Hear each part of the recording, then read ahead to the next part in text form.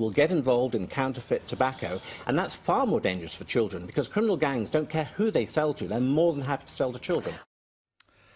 We're joined now by the Lib Dem MP Stephen Williams. He used to chair the all-party group on smoking, has even won a medal from the World Health Organization for his anti-tobacco campaigning. Ooh-ah. And also in our central London studio, Suzanne Evans from UKIP, who are opposed to plain packaging. Welcome to you both. Stephen Williams, if this is so important to public health, why is there only a free vote on it, and why has it taken so long? Well, it's controversial inside government. I mean, a lot of anti-tobacco measures over the years have been controversial. I was an MP in the last Parliament. I was the Lib Dem's public health spokesperson when the Labour government proposed a partial ban on smoking in public places, which everyone thought was risible. How on earth would you enforce that? And it ended up being a sort of free vote, and it was Parliament that decided to have a comprehensive ban on smoking in public places. There's plenty of precedent for this. So cigarettes at the moment, I think, in shops are hidden behind screens. In large shops, yeah. In small shops, it's about to happen, yeah. Right, but OK, so it's soon going to be like that in all the shops. So if they're already hidden behind the screens, what difference does plain packaging make? Well, because people consume cigarettes, obviously, in public. And the sort of things that we've been worried about for a long time. Once you've purchased the cigarettes, obviously you consume them in public. You have the cigarette packet on the table and people why does that see them that way. The design of a cigarette packet is the last marketing tool that the tobacco companies have available to them. The sponsorship and advertising, that's all gone. Similar things have all gone in the last sort of 10 or 20 years. The design of the pack is the last marketing tool they have left. And what they've been doing is designing the packs in different shapes in order to make them attractive to teenage girls or teenage boys. I mean, the most obvious example is a pack that only has 3 or 4 cigarettes in it that is shaped like a lipstick tube. And that's quite obviously marketed at young girls. What the tobacco companies want to do is to recruit the next generation of smokers, because very few adults rationally decide to take up smoking. It's teenagers that start and then get addicted. They've done this in Australia. The evidence for years that it makes a difference for your side of the case is not great, is it?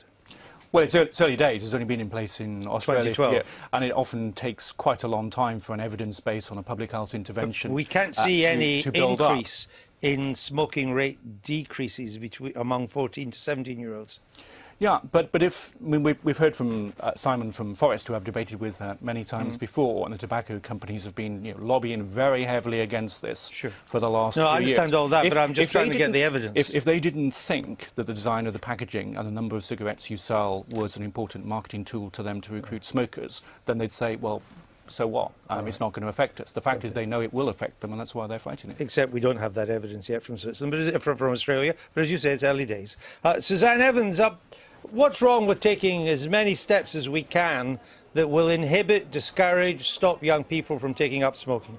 There's absolutely nothing wrong with taking serious health measures that are proved to be effective in trying to encourage people not to smoke. I don't smoke, I don't want to smoke, but I'm certainly not offended by the sight of a plain of a tobacco packet in public. I find it quite almost astonishingly Victorian, the attitude that we've got here. I think it's once again, for me, another assault on civil liberties, on our freedom of conscience. What do you mean, the freedom of a youngster to buy cigarettes?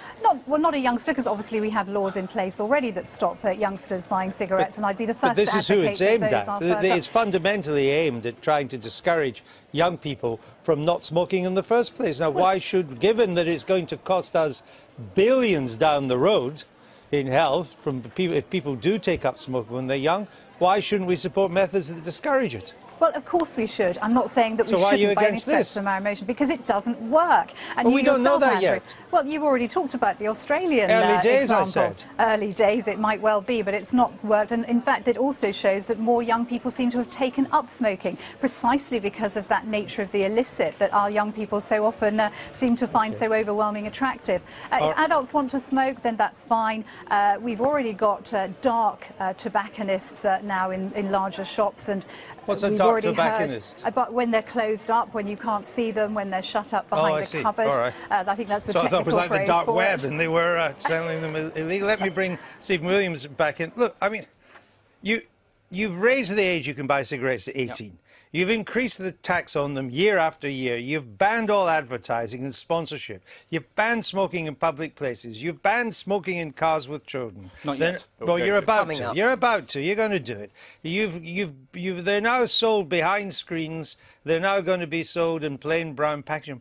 Why don't you just have the guts of your convictions and ban them?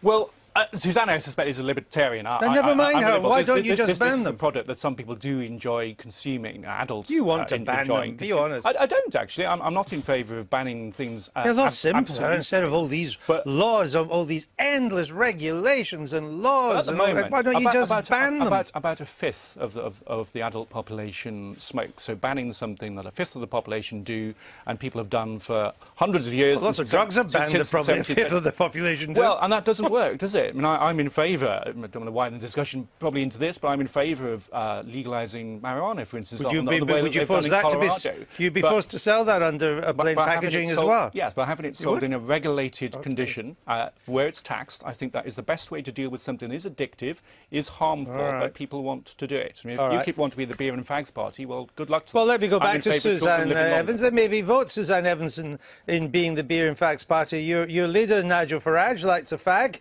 Quite a lot, it seems, and it seems that UKIP accepted a £25,000 donation from Pillbox 38, which is a company with electronic cigarette brands called Totally Wicked. Is that true? I understand that is correct, yes, and absolutely. So we know where you're coming from then, don't we? Well, hang on a moment. E-cigarette, you're talking about initiatives to try and clamp down on smoking and prevent people smoking. E-cigarettes are a fantastic way for people to give up smoking. Lots of people have actually written to me about this because the EU is planning to ban e-cigarettes, and this is going to cause enormous problems because they really do genuinely help people to give up. Can I make one final point as well? Briefly? The Australian case, the World Trade Organization is looking into whether or not Australia is in breach of trade agreements internationally, and there's a potential legal case pending. You talked about billions on health. We might well find ourselves, if we go down this route in Britain, spending out billions in legal fees. Well, legal fees are high in this country, but they rarely come, even for rich lawyers, to billions. Anyway, even millions is too much. Well, Suzanne Evans, thanks very much for joining us. Stephen Williams as well. Just one thought from you. I'm not a banner, but my instinct is to make smoking as unattractive as possible. And that would include plain packaging. 40 years since I gave that. And that would include plain packaging in your view? Yeah, absolutely. Okay. Yeah. All right, we'll leave it there. Thank you.